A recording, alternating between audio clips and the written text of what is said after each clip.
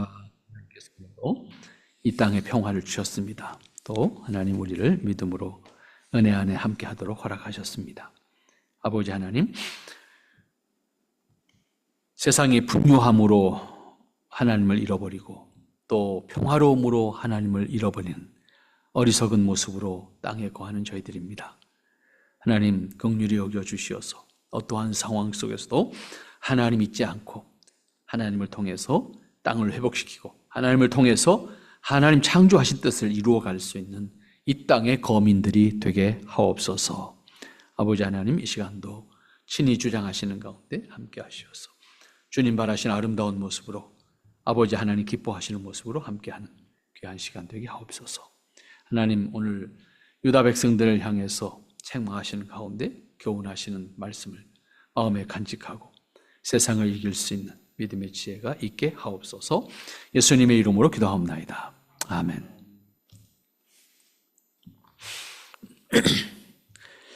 네, 오늘 40장, 이사야서 40장 18절부터 25절까지 말씀에서 특별히 25절 마지막 부분에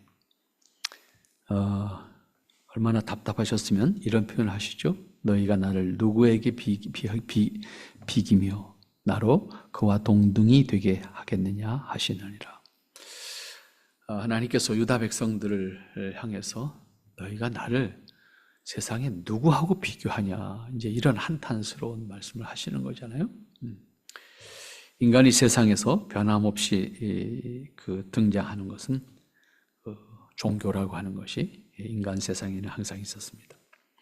이것은 결국 아담 이후에 인간이 하나님을 잃어버림과 동시에 느끼게 되는 두려움, 외로움, 이것 때문에 만들어지는 것이 우상이라고 하는, 또 종교라고 하는 이름으로 이 땅에 수많은 종교들이 만들어지게 됩니다. 그러므로 인간이 있는 곳이라고 하면 어디든지 어느 시대든지 종교가 있었고, 그들의 종교는 그들의 문화를 만드는 중요한 요인이 되고 원동력이 되고 때로는 그 시대의 지배자의 수단이 되기도 했습니다. 하지만 창조를 믿는 기독교 신앙에 있어서 그런 것들은 우상이라고 표현합니다. 왜냐하면 사람의 필요에 의해서 만들어진 신이고 사람의 필요에 의해서 만들어진 종교이기 때문입니다. 앞에서 말씀드린 것처럼 사람은 이미 창조를 받을 때부터 종교적인 존재, 이때 종교적인 존재라는 것은 하나님과 관계 속에 존재하죠. 하나님과 관계 속에 살도록 지음을 받았기 때문에 그 하나님을 잃어버림으로써 인간은 그때부터 방황하게 되는 거예요. 방황하고 당황스러운 거예요. 그래서 마음 둘 곳을 찾게 되는 거죠. 그 마음 둘 곳이라고 하는 것이 결국 우상이라고 하는 신적 존재를 찾게 되고, 그 신적인 존재를 만들든지 상상을 하든지 뭘 하든지 거기다가 마음을 두고 행동하게 된단 말이에요. 그래서 사람은 하나님을 잃어버린 다음에 그렇게 종교적인 삶을 살아왔습니다. 그래서 인류 역사 속에는 종교가 없는 시대가 없었다, 이렇게 말할 수가 있죠. 경우에 따라서는 구체적으로 자신이 행하는 종교적 행위가 누구를 향한 것인지 그 중요하지 않아요. 따지지 않아요. 그냥 신적인 능력, 신적인 존재라고 인식하면 되는 거예요. 구체적으로 그 신이 어떤 신인지 뭐 하는 신인지 알 필요도 없어요. 알아봐야 머리 아픈 거고, 알아봐야 자기가 더 구속당하는 것 이상의 아무것도 없습니다. 그러니까 그저 좋은 게 좋습니다 라고 하는 의미에서 신적인 의탁을 하게 되는 거죠. 그래서 구체적으로 어떠한 신, 어떠한 종교 관계없이 그저 나한테 보탬이 된다면, 혹은 내가 의지할 수 있다고 하면 그렇게 생각하는 거죠. 다만 자신의 종교적인 행위 자체로 위로를 받고 위로를 가지겠다라고 하는 그런 생각이죠. 오늘 유다 백성들의 경우, 오늘 책망을 받고 있는데 이 경우도 다르지 않은 것 같습니다. 하나님께 대한 확실한 믿음과 이해는 없는 상황에서 유다 백성들은 보이는 힘을 쫓아가게 되었습니다. 보이는 힘이라고 하는 것은 결과적으로 크게 두 개인데, 하나는 우리가 물질 세상에 사니까 보이는 물질을 지배할 수 있는 권력, 그게 군대가 됐든 정권이 됐든 뭐가 됐든 보이는 힘이. 결국 군대와 경제적인 힘을 가지고 있는, 매우 강력한 힘을 가지고 있는 어떤 나라든지 사람이 있다고 하면 매우 실제적으로 사람들의 마음을 움직이게 하고 그것을 의지하게 하죠. 우리가 살고 있는 현실에서도 결코 다르지 않습니다. 군사력과 경제력이 강한 나라들을 따라갈 수밖에 없고 그것을 동경하게 됩니다. 상대적으로 아주 낮은 사람들은 그것을 동경하게 되죠. 그래서 신앙생활조차도 그러한 영향을 받게 되죠. 그래서 그것을 목표로 신앙을 하게 되고 그걸 목표로 해서 우리가 얻어낼 수 있는 방법이 있다고 하면 신앙생활을 하겠다. 이런 생각을 하게 되죠. 또 하나는 보이지 않는 그러나 보이는 형상을 만들어서 사람들에게 마음을 움직이게 하는 종교적인 영향력이라고 말할 수 있겠습니다. 보이는 형상에 대한 의존감을 사람들이 가지고 있기 때문에 사회적으로 영향을 미치는 종교가 내세우는 신이 의존의 대상이 되죠. 그래서 막연한 기대감을 가지고 사람들의 마음을 움직입니다. 그래서 이방 종교가 우세한 나라들의 결집력을 볼 수 있어요. 보이는 신에 의해서 사람들이 행동하기 때문에, 그러니까 동남아시아에 가면 수많은 불상들이 있잖아요. 그래서 국민 전체가 그냥 불교라고 하는 것에 의해서 눈 뜨면서부터 탁발을 하면서부터 하루가 시작되잖아요. 그래서 전체가 그 구조 속에, 그리고 그것이 절대적인 가치로 그 사회를 지배하고 있습니다. 그래서 이 동남아시아의 불교적 영향권에 있는 사람들의 생활 모습을 볼 수가 있습니다. 그런가 하면 인도라고 하는 참 전 세계에서 인구가 가장 이제 많은 나라가 됐잖아요. 중국보다 많은 나라 됐으니까 14억이라고 하는 인구가 살고 있는 이 사회에 여전히 변함없이 그들의 사회적 제도와 종교적인 지배가 사람들을 구속하고 있잖아요. 그런데 그것을 당연하게 생각하고 그 틀 속에서 그들은 움직입니다. 그들의 사회적 국가적 가치는 거기에 있습니다. 개인적인 인권이고 뭐고 따지지 않아요. 그러니까 철저한 계급사회가 지금도 공존하고 있고 직업조차도 타고난 계급에 의해서 선택할 수밖에 없고, 근데 그것을 당연하게 받아들이고 있는 사회가 우리가 인도라고 하는 이 기본적으로 힌두 사상이 지배하고 있는 이 인도를 볼 수가 있죠. 이슬람권도 마찬가지. 이슬람권은 기독교와 유사한 점이 있다고 하는 것 때문에 사람들이 자꾸 헷갈리는데, 결과적으로 이슬람권에서 가장 큰 것은 종교적인 지도자죠. 보이는 선지자예요. 그러니까 이란에 대통령이 있고 종교 지도자가 있잖아요. 누구 말이 더 세요? 정치적인 대통령, 상징적인 존재일 뿐이에요. 모든 결정은 종교 지도자가 하는 거예요. 전쟁을 하든 뭘 하든. 왜? 그가 우리식으로 표현하면 선지자라는 개념으로 이해하기 때문에 보이는 선지자인 거예요. 그러니까 보이는 권력, 신적 통치를 할 수 있다고 생각하는 보이는 권력이 있을 때 그게 하나의 권력의 중심이 되고 사람들을 움직이는 중심이 되는 거죠. 그래서 이슬람권에 그렇게 보이는 선지자로서의 종교 지도자의 권력, 영향력에 따라갑니다. 같은 원리로 기독교라고 큰 틀 안에서는 카톨릭도 다 비슷한 부분이 있는, 결국 보이는 권력이 교황이라고 하는 절대 권력자예요. 그래서 결국은 거기에 의해서 통제되는 게 되면 사람들이 의존감을 가지게 돼요. 그리고 그들의 그 의존감에 의해서 안정을 취하게 되죠. 그래서 보이는 것을 추구하게 돼요. 그래서 보이는 성당 건물 거대하게 짓는다든지, 그다음에 보이는 십자가 상을 몸에 지니고 다닌다든지, 혹은 자신들이 생활하는 공간 속에 가장 잘 보이는 곳에 걸어놓고 그것을 통해서 위안을 받게 되는 거죠. 이렇게 종교적인 의존감을 가지고 살 수밖에 없는 게 인간이에요. 그런데 오늘 여기 18절 말씀부터 25절까지 말씀을 보면 하나님께서 너희는 나를 누구하고 비교하고 있느냐, 이런 걸 계속 반복하거든요. 왜? 유다 백성들이 그 보이는 걸 쫓아가고 있으니까. 그리고 보이지 않는 하나님과 그들이 보이는 것으로 쫓아가고 있는 그 가치를 보이지 않는 하나님은 대상이 안 되는 거예요. 대상으로 여기지 않고 있으니까 하나님은 이사야 선지자를 통해서 오히려 너희는 나를 누구하고 비교하고 있느냐, 이걸 말하고 있는 거예요. 그러면서 구체적으로 예를 들지요. 18절 말씀부터 그 예를 드는 것을 보면, 그런즉 너희가 하나님을 누구와 같다 하겠으며 무슨 형상에 비기겠느냐. 너희가 지금 하고 있는 상태를 봤을 때 너희가 입으로는 믿는다고, 하나님을 믿는다고 하는데 도대체 누구와 견주어서 생각할 수 있는 하나님, 너희들이 생각하는 하나님이 도대체가. 그리고 무슨 형상, 세상의 종교적인 형상을 표현할 때 어떤 형상과 비교해서 너희들은 하나님을 생각하고 있느냐 하면서 구체적으로 말하는 것이 19절, 20절이죠. 우상은 장인이 부어 만들었고 장색이 금으로 입혔고 또 위하여 은사슬을 만든 것이라. 조금 뭐가 있는 것처럼 보이는 거죠. 쉽게 표현하면 금을 입혔고 은을 입혔고 그런 얘기 아니에요? 금을 입혔고 은장식을 했다.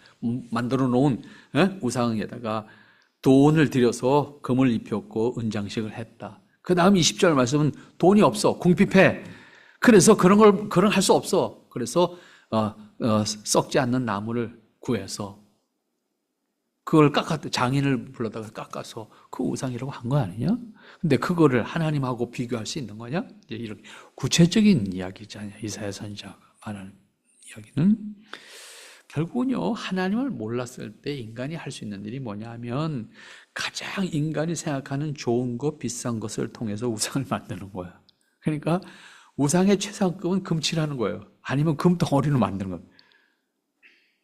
세상에 어느 종교 봤다, 불교만 그런 게 아니에요. 모든 종교 그래요. 결과적으로 가면 금치장을 하든 금으로 만들든 은장식을 하든 물질로 가장 값지게 표현할 수 있는 것으로 하는 거예요. 근데 그보다 더 비싼 광물질들이 있지만 그건 많지 않으니까 그걸 갖고 칠하고 막 만들 수 없어. 그러니까 어디다 박는 거야.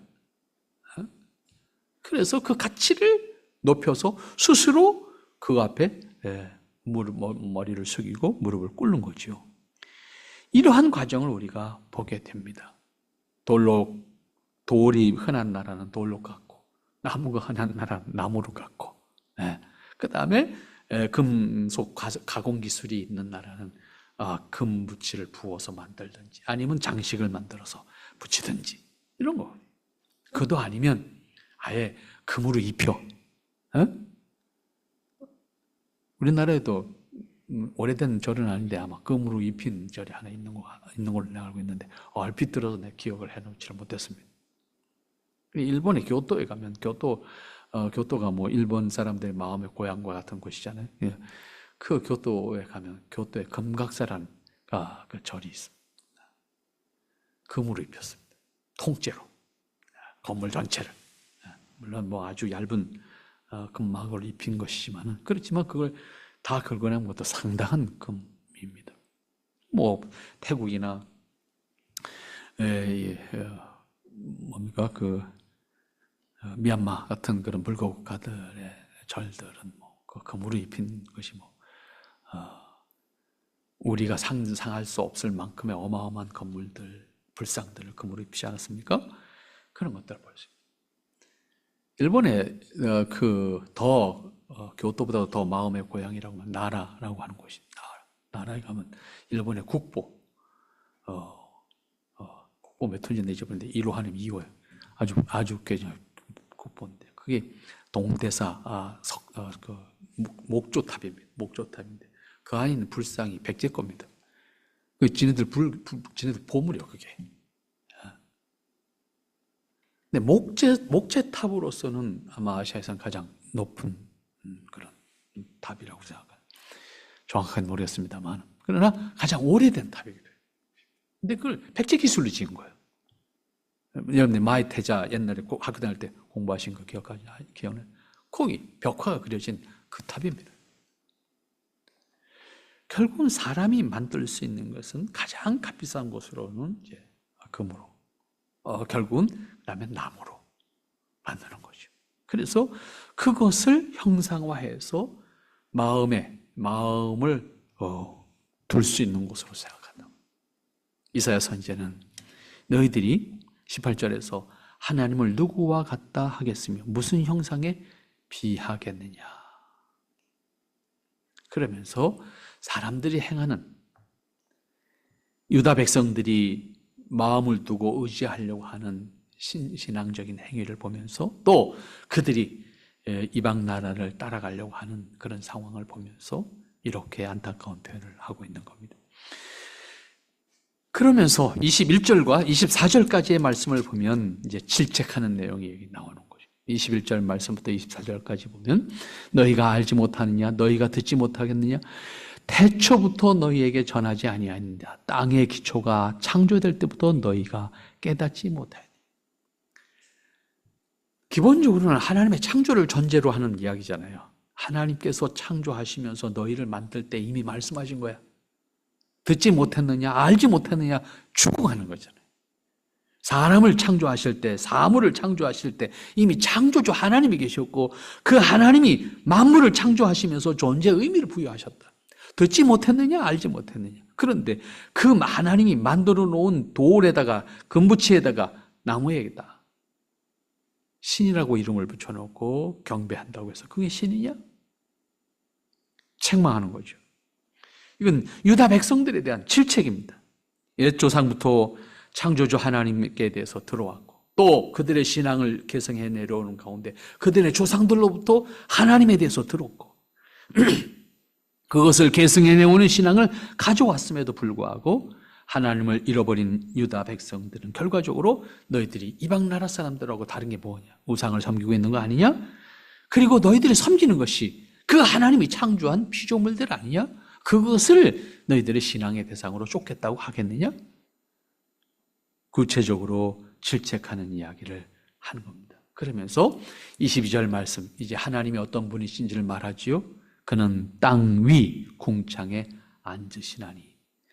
앉는다라고 하는 것은 우리가 형상화해서 의인화해서 설명하는 거지 하나님이 지구 위에 앉아있다는 이런 개념이 아니잖아요. 다시 말하면 하나님은 하나님이 만드신 것에 대한 지배권을 가지고 계신 겁니다. 거기에 지배받는 존재가 아니다.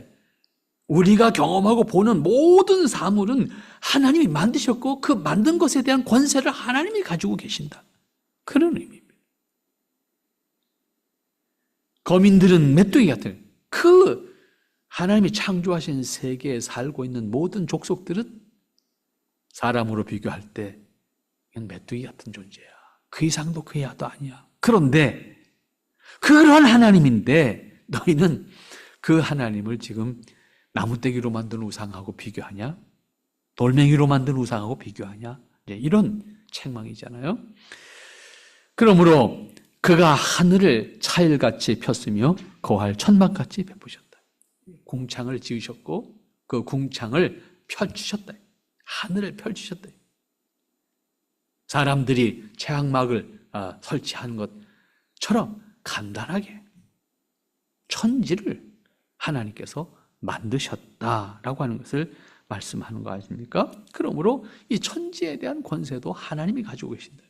그런데 천지에 대한 권세를 하나님이 가지고 계신데 너희는 그 하나님을 믿는다고 하면서 그 하나님이 만드신 사물들을, 돌멩이를, 별을 숭배의 대상으로, 의존의 대상으로 삼고 있느냐? 이 부분에 대한 책망이에요. 귀인들을 폐하시며 세상의 사사들을 헛되게 하시나니.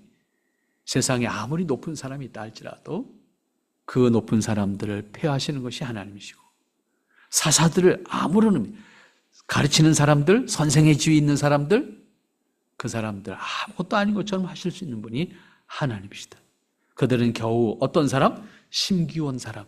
하나님이 쓰시기 위해서 필요에 따라서 심은 존재야. 그 이상 아무것도 아니야? 겨우 뿌리웠고 그 줄기가 겨우 땅에 뿌리를 박자 곧 하나님이 부심을 받고 하나님의 부르심을 받고 말라 회리바람에 불려가는 촉에 같도다. 세상의 권력자들, 세상의 선생들, 모든 지식을 가졌다고 하는 사람들, 예를 들어서 그것은 하나님께서 심었고 사용하시는 것에 불과하고 그것을 필요에 따라서 하나님이 걷어낸다고 하면 초계 같다. 검부락지 같다 그런 얘기예요. 초계라는 말은 검부락지, 지푸레기. 그 이상 아무것도 아니다. 그런데 너희는 그것을 신이라고, 그것을 하나님과 비교해서 생각하고 있느냐?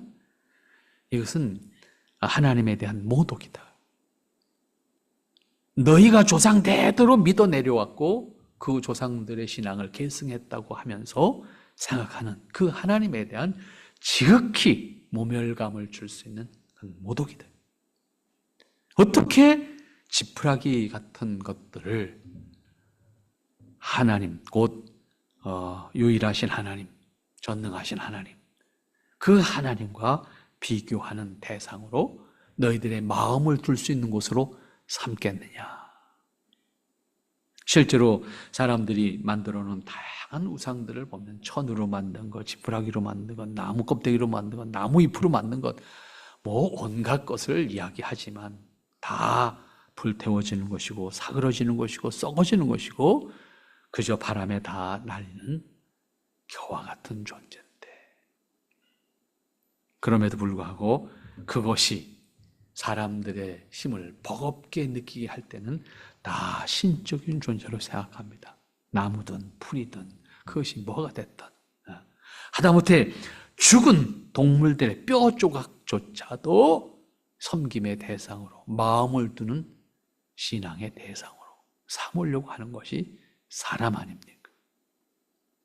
그것이 우리가 가지고 있는 또 하나의 한계입니다. 이 한계를 우리는 그래서 어디서 인정해야 돼요? 하나님이 우리를 창조하셨다는 데서 우리는 그 인간의 한계를 인정해야 돼요. 그런데 이걸 인정하지 않으면 사람은 철저하게 하나님을 잃어버린 다음에 사람의 행동에는 우상을 만드는 행동, 그 다음에 보이는 힘을 쫓아가는 사람이 가장 지혜로운 사람입니다. 그걸 돈을 쫓아가든 권력자를 쫓아가든 뭘 쫓아가든 그게 지혜지요. 그거 왜 다른 지혜가 없는 거예요?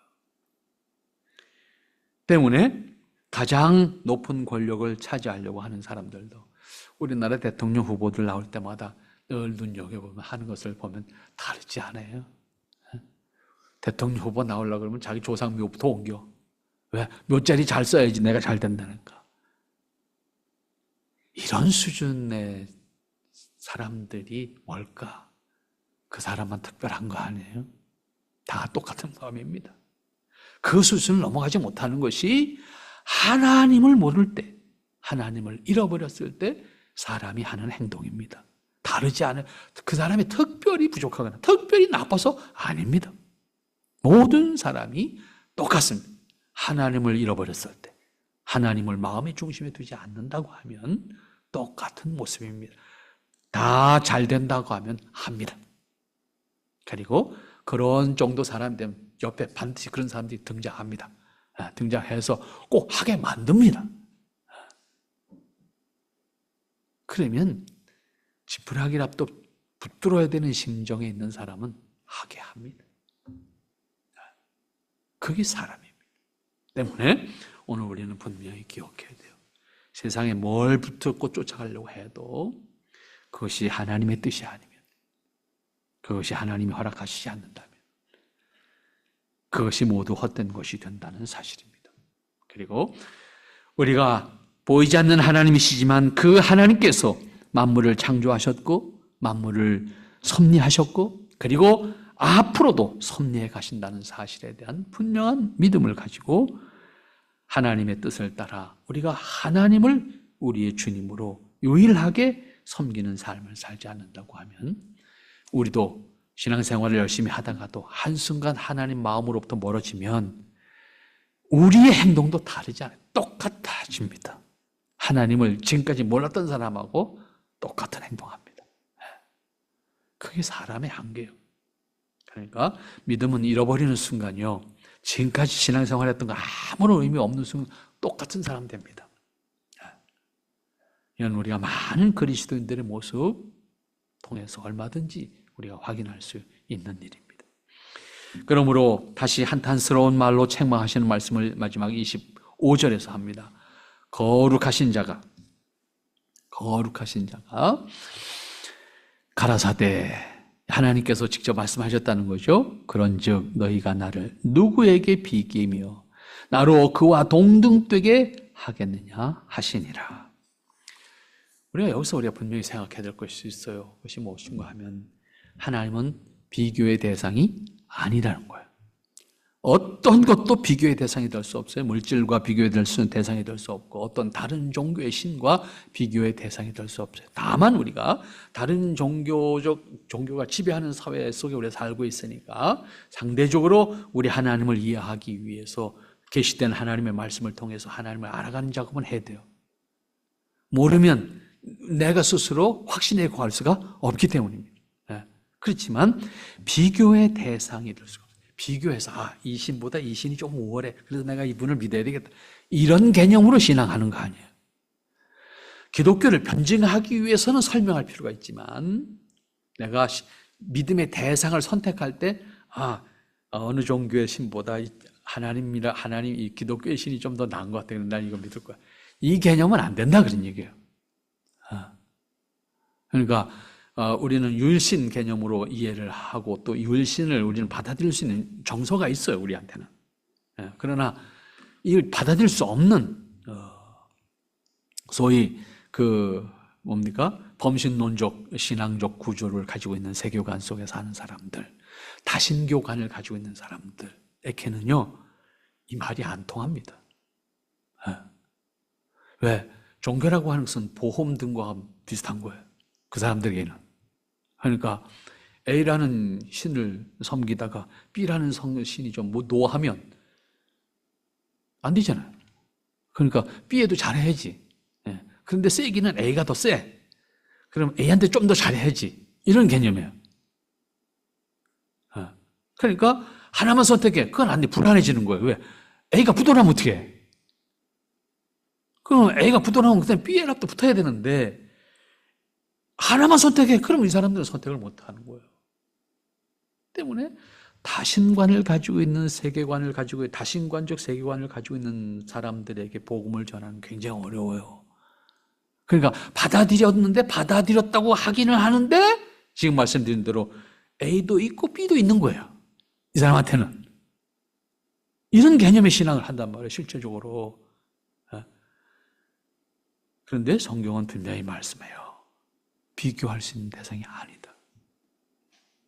A와 B를 선택해서 내가 생각할 때 하나님이 B보다는 좀 강한 것 같아. 그러니까 내가 B는 조금 마음 다스리면서 A를 좀 더 열심히 믿을게. 이런 개념.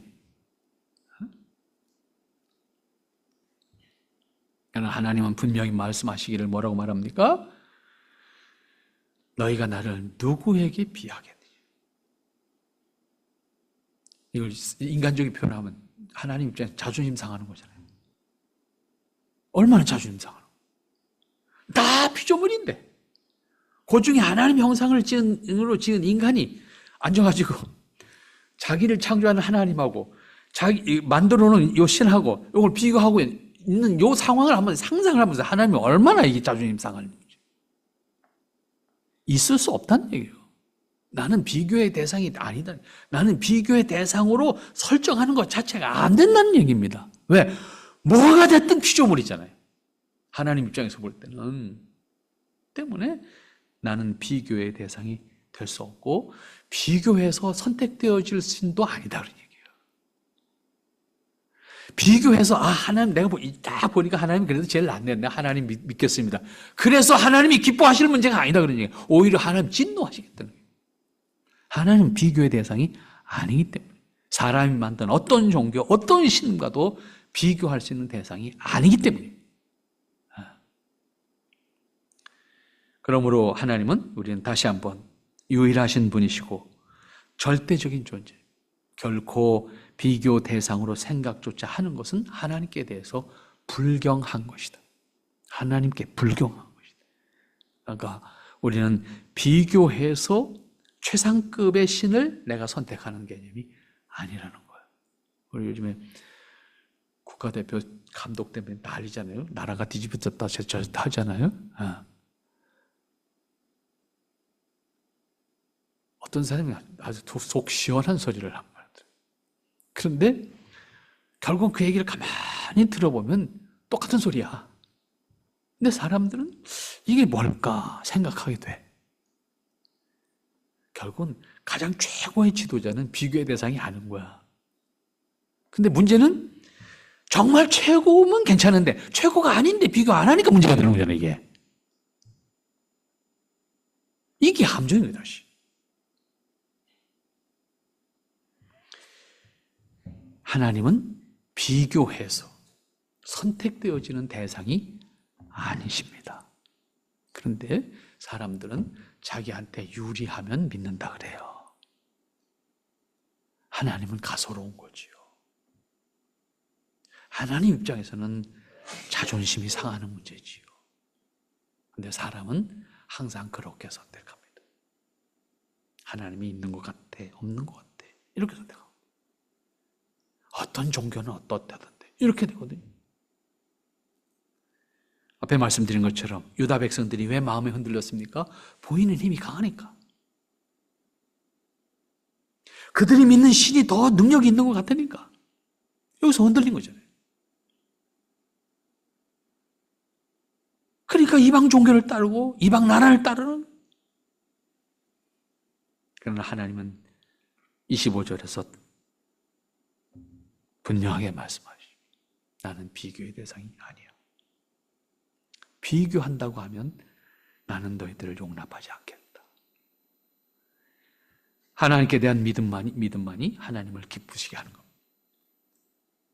그 믿음은 절대적 믿음입니다. 비교해서 믿는 게 아닙니다.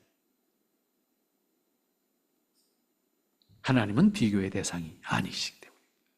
그러므로 하나님을 존경함으로, 하나님을 순종함으로, 우리 그리스도인의 자유는 하나님께 대한 존경과 순종을 통한 자유입니다. 하나님은 그러한 우리의 모습을 기뻐하시겠다. 단순히 무서워서 행동한다고 그러면 우리의 행동 자체가 부자연스럽잖아요. 하나님 그 모습을 보고 결코 기뻐하시지 않으시는 거예요. 하나님이 우리를 보고 기뻐하시는 것은 우리가 하나님 안에서 자유한 모습을 기뻐하시는 거예요. 무서워서 행동하는 것을 기뻐하시지 않는다 그 말이에요. 전적으로 하나님께 대한 신뢰를 가지고 하나님 안에서 자유한 모습을 가질 때 하나님이 기뻐하시는 겁니다.